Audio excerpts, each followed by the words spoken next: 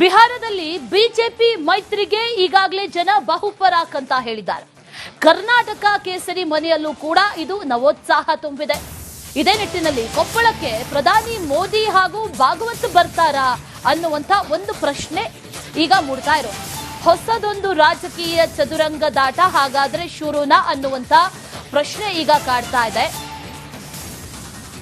ಕೊಪ್ಪಳಕ್ಕೆ ಬರ್ತಾರಾ ಅನ್ನುವಂತ ಒಂದು ಪ್ರಶ್ನೆ. ಒಂದು ಕಡೆಯಲ್ಲಿ ಬಿಹಾರದ ಎಲೆಕ್ಷನ್ ಮುಗಿಯಿತು, ಅಲ್ಲಿ ಎನ್ಡಿಎ ಗವರ್ಮೆಂಟ್ಗೆ ಬಹುಪರಾಕ್ ಅಂದ್ರು ಜನ, ಅಭೂತಪೂರ್ವ ಗೆಲುವನ್ನ ಕೊಟ್ಟರು, ಇತಿಹಾಸವೇ ನಿರ್ಮಾಣ ಆಗುವಂತಹ ರೀತಿಯಲ್ಲಿ ಒಂದಷ್ಟು ಬೆಳವಣಿಗೆಗಳು ನಡೆಯಿತು. ಅದೆಲ್ಲವೂ ಕೂಡ ಒಂದು ಕಡೆ ಆದ್ರೆ ಮತ್ತೊಂದು ಕಡೆಯಲ್ಲಿ ಈಗ ಕೇಳಿ ಬರ್ತಾ ಇರುವಂತಹ ವಿಚಾರ ಅಂತಂದ್ರೆ ಕೊಪ್ಪಳಕ್ಕೆ ಪ್ರಧಾನಿ ಮೋದಿ ಮತ್ತು ಭಾಗವತ್ ಬರ್ತಾರಾ ಅನ್ನುವಂತ ಹೊಸ ಒಂದು ಚರ್ಚೆ ಒಂದು ಈಗ ಆಗ್ತಾ ಇದೆ.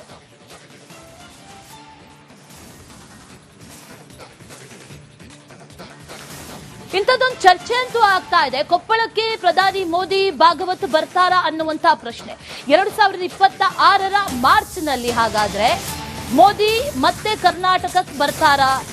ಕೊಪ್ಪಳದ ಅಂಚನಾದ್ರಿಗೆ ಮೋದಿಯನ್ನ ಕರೆಸೋದಕ್ಕೆ ಈಗ ಕಸರತ್ತುಗಳು ನಡೀತಾ ಇದೆ ಅನ್ನೋ ಮಾಹಿತಿ ಇದೆ. ಮೋದಿ ಭಾಗವತ್ ಅವರನ್ನ ಕರೆಸೋದಕ್ಕೆ ಜನಾರ್ದನ್ ರೆಡ್ಡಿ ತಯಾರಿ ಮಾಡಿಕೊಂಡಿದ್ದಾರೆ. ಅಂಚನಾದ್ರಿಯನ್ನ ಶ್ರೀರಾಮ ಸರ್ಕ್ಯೂಟ್ ಅಂತ ಘೋಷಣೆ ಮಾಡಲಾಗಿದೆ.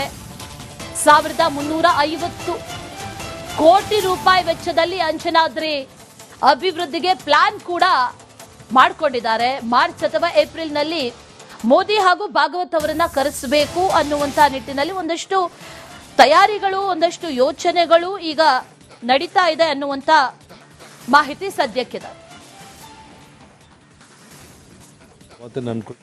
ಅಂದರೆ ಇದು ಆ್ಯಕ್ಚುಲಿ ಬರೋ ಮಾರ್ಚ್ ಒಳಗಡೆ ಒಂದು ದೊಡ್ಡ ಪ್ರಮಾಣದಲ್ಲಿ ಒಂದು ಕಾರ್ಯಕ್ರಮ ಮಾಡಲಿಕ್ಕೆ ನಾವು ಪ್ಲ್ಯಾನ್ ಮಾಡಿದ್ದೀವಿ.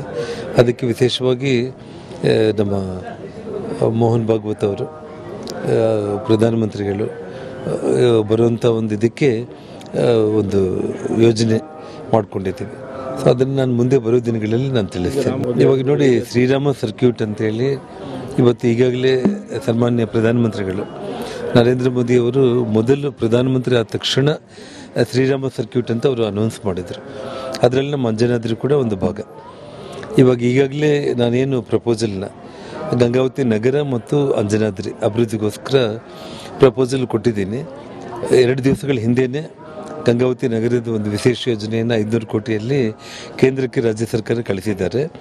ಮತ್ತು 1350 ಕೋಟಿ ವೆಚ್ಚದಲ್ಲಿ ಇವತ್ತು ಅಂಜನಾದ್ರಿಗೆ ಏನು ಪ್ಲ್ಯಾನ್ ಮಾಡಿದ್ದೀವಿ ಅದು ಕೂಡ ಇನ್ನೊಂದು 2-3 ದಿವಸದಲ್ಲಿ ದೆಹಲಿಗೆ ಕಳಿಸ್ತಾ ಇದ್ದಾರೆ.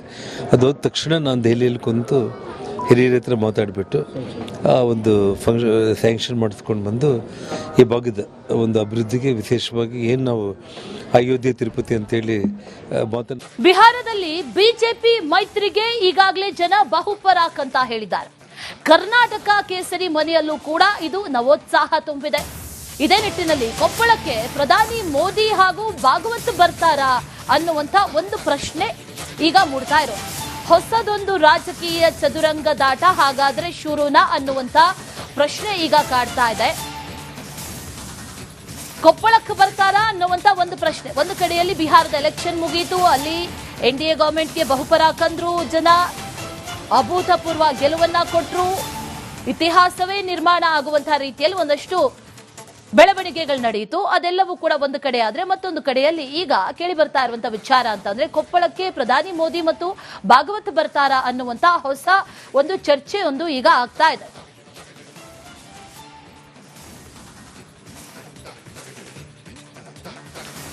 ಇಂಥದ್ದೊಂದು ಚರ್ಚೆ ಅಂತೂ ಆಗ್ತಾ ಇದೆ. ಕೊಪ್ಪಳಕ್ಕೆ ಪ್ರಧಾನಿ ಮೋದಿ ಭಾಗವತ್ ಬರ್ತಾರಾ ಅನ್ನುವಂತ ಪ್ರಶ್ನೆ 2026ರ ಮಾರ್ಚ್ನಲ್ಲಿ ಹಾಗಾದ್ರೆ ಮೋದಿ ಮತ್ತೆ ಕರ್ನಾಟಕಕ್ಕೆ ಬರ್ತಾರಾ?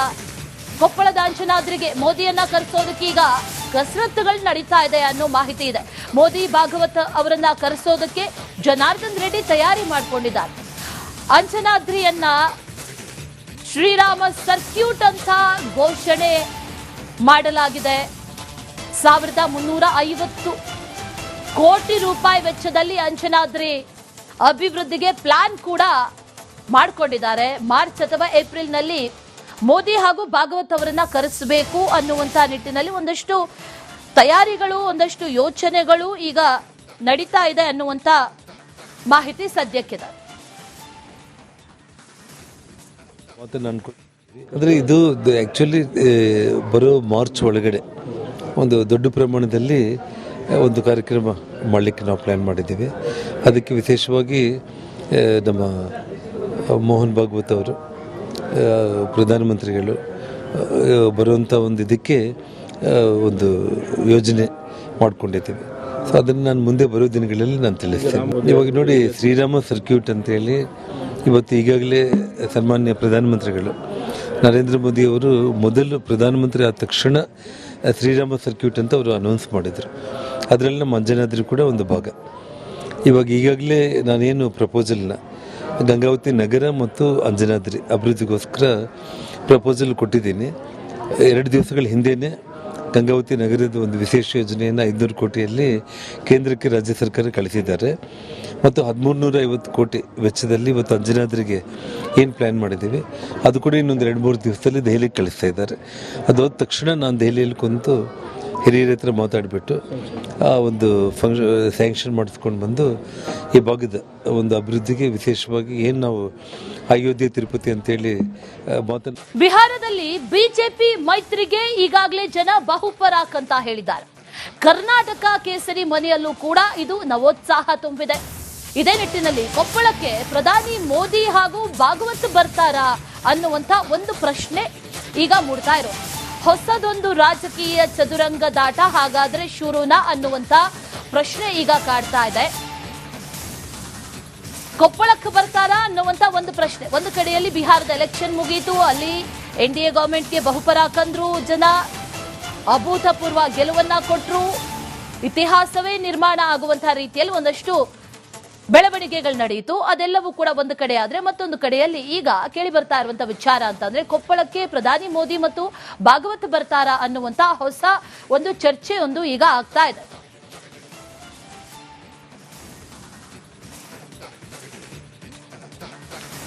ಇಂಥದ್ದೊಂದು ಚರ್ಚೆ ಅಂತೂ ಆಗ್ತಾ ಇದೆ. ಕೊಪ್ಪಳಕ್ಕೆ ಪ್ರಧಾನಿ ಮೋದಿ ಭಾಗವತ್ ಬರ್ತಾರಾ ಅನ್ನುವಂತ ಪ್ರಶ್ನೆ 2026ರ ಮಾರ್ಚ್ನಲ್ಲಿ ಹಾಗಾದ್ರೆ ಮೋದಿ ಮತ್ತೆ ಕರ್ನಾಟಕಕ್ಕೆ ಬರ್ತಾರಾ? ಕೊಪ್ಪಳದ ಅಂಜನಾದ್ರಿಗೆ ಮೋದಿಯನ್ನ ಕರೆಸೋದಕ್ಕೆ ಈಗ ಕಸರತ್ತುಗಳು ನಡೀತಾ ಇದೆ ಅನ್ನೋ ಮಾಹಿತಿ ಇದೆ. ಮೋದಿ ಭಾಗವತ್ ಅವರನ್ನ ಕರೆಸೋದಕ್ಕೆ ಜನಾರ್ದನ್ ರೆಡ್ಡಿ ತಯಾರಿ ಮಾಡಿಕೊಂಡಿದ್ದಾರೆ. ಅಂಜನಾದ್ರಿಯನ್ನ ಶ್ರೀರಾಮ ಸರ್ಕ್ಯೂಟ್ ಅಂತ ಘೋಷಣೆ ಮಾಡಲಾಗಿದೆ. 1350 ಕೋಟಿ ರೂಪಾಯಿ ವೆಚ್ಚದಲ್ಲಿ ಅಂಜನಾದ್ರಿ ಅಭಿವೃದ್ಧಿಗೆ ಪ್ಲಾನ್ ಕೂಡ ಮಾಡಿಕೊಂಡಿದ್ದಾರೆ. ಮಾರ್ಚ್ ಅಥವಾ ಏಪ್ರಿಲ್ನಲ್ಲಿ ಮೋದಿ ಹಾಗೂ ಭಾಗವತ್ ಅವರನ್ನ ಕರೆಸಬೇಕು ಅನ್ನುವಂತ ನಿಟ್ಟಿನಲ್ಲಿ ಒಂದಷ್ಟು ತಯಾರಿಗಳು, ಒಂದಷ್ಟು ಯೋಚನೆಗಳು ಈಗ ನಡೀತಾ ಇದೆ ಅನ್ನುವಂತ ಮಾಹಿತಿ ಸದ್ಯಕ್ಕಿದೆ. ಅಂದರೆ ಇದು ಆ್ಯಕ್ಚುಲಿ ಬರೋ ಮಾರ್ಚ್